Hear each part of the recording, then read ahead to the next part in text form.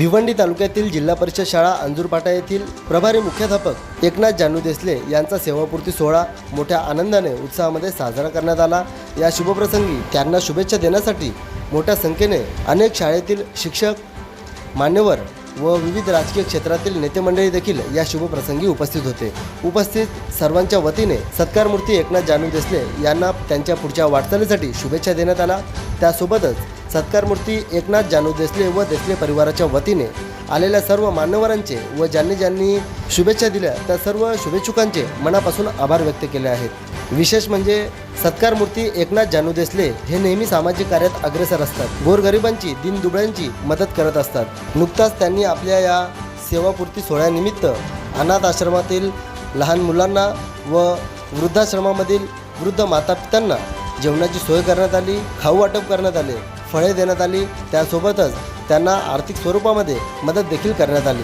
तसेच सत्कारमूर्ती एकनाथ जानू देसले यांनी आपल्या आयुष्यामध्ये भरपूर मेहनत घेतलेली आहे, काबाड कष्ट केलेले आहेत आणि तसं बघायला गेलं तर त्यांनी शिक्षकांना योग्य मार्गदर्शन तसेच विद्यार्थ्यांसाठी जे काही सहकार्य असेल, चांगले विद्यार्थी घडवणे व तसेच विद्यार्थ्यांच्या भविष्यासाठी ते नेहमी काळजी घेत असतात। विशेष म्हणजे सत्कारमूर्ती एकनाथ जानू देसले यांच्या 3 मुली आहेत आणि त्या तिन्ही मुलींनी आपल्या ठाणे जिल्ह्याचाच नव्हे तर संपूर्ण देशाचं नाव लौकिक केलं आहे। लंडनमध्ये शास्त्रज्ञ म्हणून तिची निवड झालेली आहे व दुसरी मुलगी ती पण विदेशी दौऱ्यावर आहे, ती इंजिनियर म्हणून तिची निवड झालेली आहे व तिसरी मुलगी ॲथलेटिक्स स्पोर्ट्समॅन म्हणून तिची निवड नॅशनल पातळीवर झालेली आहे। यावेळी सेवापूर्ती सोहळ्यानिमित्त त्यांचा देखील सत्कार देसले परिवाराच्या वतीने व उपस्थित मान्यवरांच्या वतीने करण्यात आला। तर चला पाहूया या शुभप्रसंगी सत्कारमूर्ती एकनाथ जानू देसले यांचा सेवापूर्ती सोहळा कशा प्रकारे साजरा करण्यात आला, थोडक्यात पाहूया।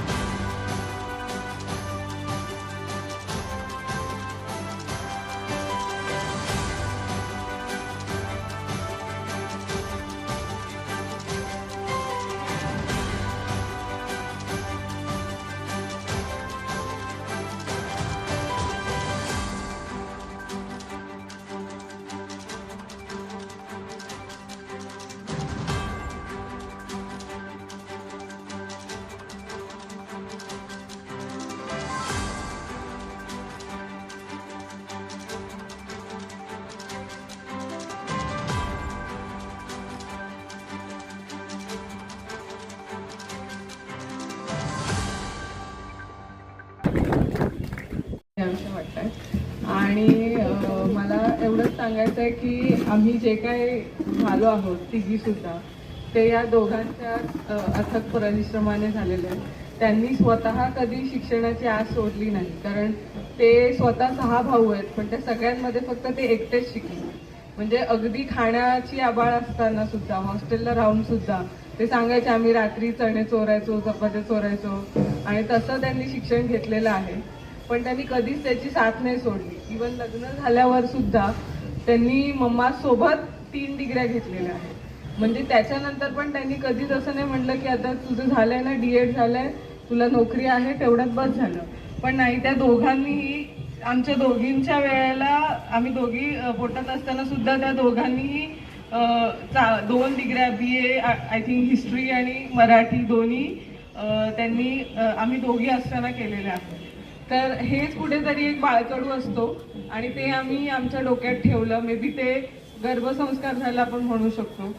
आणि तसंच वातावरण नेहमी असायचं घरामध्ये की आम्हाला कधीच मार्क कमी मिळालेत वगैरे असा संबंधच नव्हता, कारण आमच्या डोक्यात एक असायचंच की आपल्याला पहिलंच यायचं, हेच आमच्या डोक्यात नेहमी. ते कधी त्यांनी बिंबवलं नाही, पण ते जे वातावरण घरामध्ये असायचं त्याच्यामुळेच ते आमच्या असलेलं आहे. आणि ह्या त्यांचा जो देण्याचा एक महत्त्वाचा त्यांचा स्वभाव आहे की प्रत्येक गोष्ट द्यायची. म्हणजे जर त्यांनी कोणाला मित्र मानलं तर ते अगदी मम्मा म्हणते ते घातलेले कपडे पण देतील.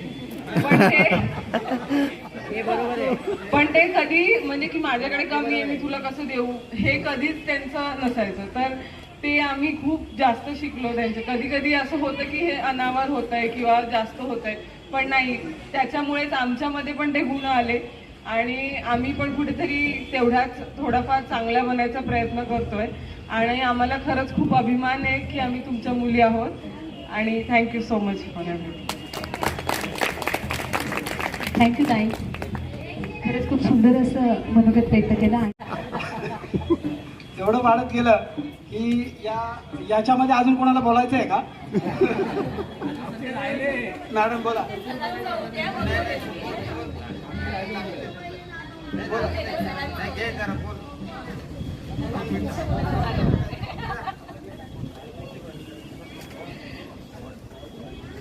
सन्माननीय व्यासपीठ, इथे जमलेले माझे गुरुजन वर्ग, विद्यार्थी आहेत, मित्रपरिवार आहे, आमचे नातेवाईक आहेत. खरं म्हणायचं तर सोहळाच झाला हा, कारण खूप धास्ती होती, कारण इतकी उष्णता आहे, कसा कार्यक्रम होईल काय होईल. पण सर्व म्हणजे आपल्या या भगिनी वर्गांनी खूप छान सहकार्य केलं. म्हणजे मला अगदी 2 दिवस एकीकडे पोळ्या चालू, एकीकडे धर फोनवर तू बोल तू बोल तू बोल असं चाललेलं होतं. पण मला खात्री होती की आपल्या सगळ्या भगिनी खूप छान सहकार्य करणार आहेत आणि आपला हा दिवस संस्मरणीय करणार आहेत. तसं म्हटलं तर मुली आमच्या शिकल्या, पण तसं माझं सुद्धा शिक्षण त्यांनीच केलेलं आहे असं म्हणायला हरकत नाही. की माझं लग्न जेव्हा झालं तेव्हा मी फक्त D.Ed होते आणि लगेच नोकरीला लागली. पण त्यानंतरही त्यांनी कधी आता फॉर्म भरायचा नाही किंवा आता लगेच बाळ आहे ते बाळ मोठं होतंय, काही नाही, परीक्षा तू द्यायच्याच आहेस, होईल सगळं होईल, पार पडेल. अक्षरशः श्वेता माझ्या पोटात होती, 9व्या महिन्यामध्ये ते खाली पूर्णपणे थांबले आणि मी परीक्षा केंद्रावर पेपर लिहित होते की इन केस काही जरी झालं तरी मी तुला इथून घेऊन जाईल, तू काही टेन्शन घेऊ नको. पण परत ते बाळ लहान असल्यानंतर तुला अभ्यास करणं अशक्य होईल. तर अशा प्रकारे आम्ही दोघंही MA B.Ed झालेलो आहोत. त्यामुळे त्यांचं पूर्णपणे सहकार्य माझ्या शिक्षणावर जसं आहे तसंच मुलींच्या बाबतीतच आहे. कारण आता इथे सगळ्यांनी असं सांगितलं की खूप छान मुलींना घडवलं आणि खरंच आहे की त्यांना मी सांगितलं की या शाळेत ऍडमिशन घ्यायचंय, मोठीला इथे घ्यायचंय, छोटीला इथे घ्यायचंय, छोटीला इथे घ्यायचंय. त्यांनी त्यांचे सगळे प्रयत्न करून शाळेत ऍडमिशन घेऊन दिलं. आणि त्यानंतर पण कुठल्याही याच्यामध्ये निर्णयामध्ये की मुलींनो हे करू नका, इथे जाऊ नका, हे कपडे घालू नका, असा नकार घंटा कधीही त्यांनी घरातून आम्हाला दाखवला नाही. म्हणजे मुली माझ्या हे मान्य करतायत की मम्मा इतर पप्पा कसे असतात, इथे जाऊ नको, हा कोर्स करायचा नाही, तिकडे जायचं नाही. म्हणजे अगदी मोठी आमच्या मोठ्या कन्याच्या अभ्यासाच्या वेळेला सगळीकडे की एवढं PhDचं शिक्षण होईपर्यंत TC उलंडून जाईल, कसं व्हायचं सोनू. पण बाबा आमचे कधी बोलले नाही तसं की नाही आता आपण लग्नाची वेळ उलटून जाते तर आपण लग्न करूया, असं कधीच नाही. नाही, होऊ दे, होईल, सगळं होईल. आणि आपण म्हणतो ना तटस्थ भूमिका आपल्याला जास्त उपयोगी पडते आपल्या महिला वर्गाला, की नकार देण्यापेक्षा, आणि अगदी होकार पण नाही नकार पण नाही, तटस्थ भूमिका त्यांनी कायम आम्हाला हातभार लावलेला आहे. त्यामुळे आमचा आता हा 33 वर्षाचा संसार अतिशय छान झालेला आहे. मी बोलत असली की गप्प बसतात, ते सांगतात रुद्र अवतार आहे, गप्प बसतात. आणि तेवढंच त्यांच्या मनात काही राहत नसतं. दुसऱ्या दिवशी परत सकाळी मला असं झालं की काल मी भांडले यांच्याशी, पण सकाळी पुन्हा त्यांचं मी मॉर्निंग वॉक करून आल्यावर त्यांचं पहिलं हाय असतं. त्यामुळे माझ्या मनात काही तसं नसतं आणि त्यांच्याही मनात नसतं. आता हे सगळं दिव्य सगळं केलेलं आहे. आपली एवढी छान सेवा झालेली आहे 37 वर्षाची.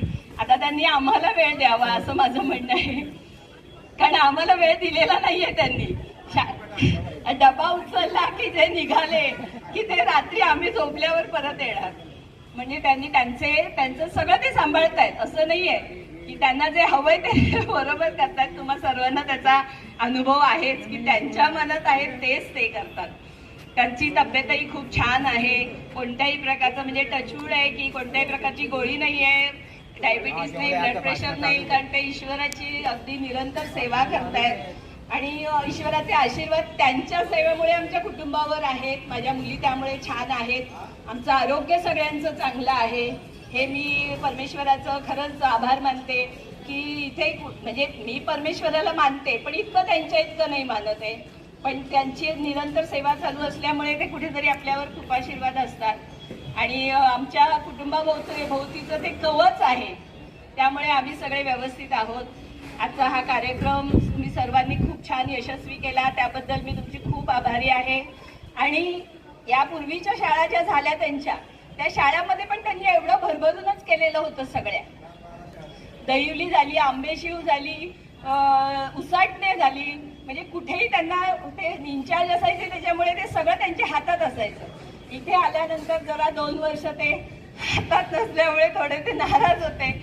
पण नंतर जेव्हा त्यांना त्यांच्या हातात आल्यानंतर त्यांनी पुन्हा त्यांचा जो मूळ स्वभाव होता तो दाखवला. आणि इथे कुठेही मी त्यांना असं हे केलेलं नाहीये.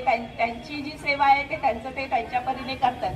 ते माझं जीवन जगण्यासाठी मलाही कधी नकार देत नाहीत तेव्हा ते तूही मला काही बोलू नको, हे करू नकोस, आणि मीही तुला बोलत नाही की हे करू नकोस. आम्ही आमचं छान आयुष्य असं छान जगतोय. तुमच्या आशीर्वादाने असंच छान चालू राहू द्या. आणि त्यांच्या या कार्यकालात त्यांच्या तोंडून काही अपशब्द निघाला असेल, काय झालं असेल तर मी खूप तुमची क्षमा मागते की तुम्ही त्यांना सांभाळून घेतलं, खरंच सांभाळून घेतलं. कारण तो माणूस कसा आहे आपल्याला सगळ्यांना माहिती आहे. काम करायला लागले की ते इतकं करतील की दुसऱ्या माणसाला म्हणजे गेले महिनाभर ते रात्रीचे झोपलेलेच नाहीये. 1:30-2ला झोपायचं, परत सकाळी 6ला उठायचं, पूर्ण सगळं नित्यनियम, डबा उचलायचा. शाळेत जशी सकाळची शाळा झाली आहे ना तेव्हापासून त्यांचा हा असाच दिनक्रम ठरलेला आहे. तर त्यांच्या हातून काही जर चूक घडली असेल तर मी माझ्या अर्धांगाच्या वतीने तुमची क्षमा मागते. आणि आम्हाला सगळ्यांना सांभाळून घेतलं त्याबद्दल खूप खूप धन्यवाद. आणि मी माझे 2 शब्द संपवते. आम्हाला जे प्रेम दिलेलं आहे समाजामध्ये, शिक्षक असो, समाजामध्ये कोणी असो, जीवन आहे. मनुष्य हीच एक जात आहे. जात ही माणसाने निर्माण केलेली आहे. निसर्गाने एकच जात निर्माण केली आहे की माणूस. आणि माणसाप्रमाणे माणसाने जर वागलं तर त्याला काही कमी. आज माझी ही संपत्ती कशामुळे आहे? मी आध्यात्मिक असल्यामुळे. हे आध्यात्मिक असल्यामुळे माझे जे गृहमंत्री आहेत ते सुद्धा कसे, ते माझ्या माझ्याला तर हे केवळ माझे आध्यात्मिक विचारामुळे. आता माझ्या सर्व्हिसमध्ये खरोखरच मी तुझी माफी मागतो की मला वेळेवर कार्यालय यायला मिळत नसतं. 10, 15, 20 मिनिटं लेट होतं. पण मी कारण सांगितलं नाही. मी माझ्या आईवडिलांची सेवा करायचो हे आज तुम्हाला बोलतोय. मी माझ्या आई वडिलांना आंघोळ घालून यायचं, तर आमच्या गायकवाड मॅडम बोलतात तुम्ही लेट का झाल्या, पण मी त्यांना काय सांगू. तर अशा प्रकारे आई वडिलांची जी सेवा केलेली आहे ते आज मी बोलतो. मी स्तुती भरून करत नाही आणि मी लेट होतो याचं कारण आज मी उघड करतो. आणि हनुमंताला माझा असतो, हनुमंताला काय शक्ती भक्ती युक्ती देणार आहे. तुम्हाला या पृथ्वीवर जरासा सुद्धा काही लेश होणार नाही जर त्याची जर शक्ती. आणि आपल्या शरीरामध्ये शास्त्र काय म्हणते, मिठाचं प्रमाण, डॉक्टर नेहमी म्हणतो की मिठाचं प्रमाण जर शरीरात कमी असेल तर तुम्हाला कोणत्याही प्रकारचा रक्तदाब वाढणार नाही. हे घेऊन घ्या. आणि माझा प्रयोग आहे, म्हणून मी लोकांना सांगत असतो, त्याच्यात काय अंधश्रद्धा नाही. आणि लिंबू लावतो आपण म्हटल्यानंतर की निसर्ग आपल्याकडे लहरी येतात मॅडम, आपल्याकडे निगेटिव्ह. म्हणजे 1 मे महाराष्ट्र दिनानिमित्त, कामगार दिनानिमित्त शुभेच्छा देतो. आणि आज योगायोग आहे की 31 मे, परंतु माझा न कळत त्या दिवशी आमच्या केंद्रातील सर्व शिक्षक बोलायला लागले, अरे तू काय आम्हाला जेवण देतो की नाही, काय देतो की नाही. शनिवारी झाला म्हणजे शनिवारी संकष्टी आहे मॅडम. काय आहे संकष्टी. संकष्टीला मी कुठल्याच प्रकारे जेवण देत नाही, ते तुम्हाला लागणार नाही. बरोबर, आध्यात्मिक सांगतं. तर मग आम्ही मिसेस पण बोलली की 2 आपल्या मुली जाणार आहेत आता लंडनला, आता ह्या महिन्यातच जाणार आहे. तर मग आम्ही एका रात्रीतून बसलो, नियोजन केलं आणि मग हा तेव्हा ठरला. आणि तो योगायोगाने बरं अनंत अडचणी आल्या, सर्व शिक्षकांनी सांगितलं, पण योग्य वेळी योग्य वेळ आली. तर सर्वांचे मी मनपूर्वक माझ्या देशले कुटुंबात आभार मानतो.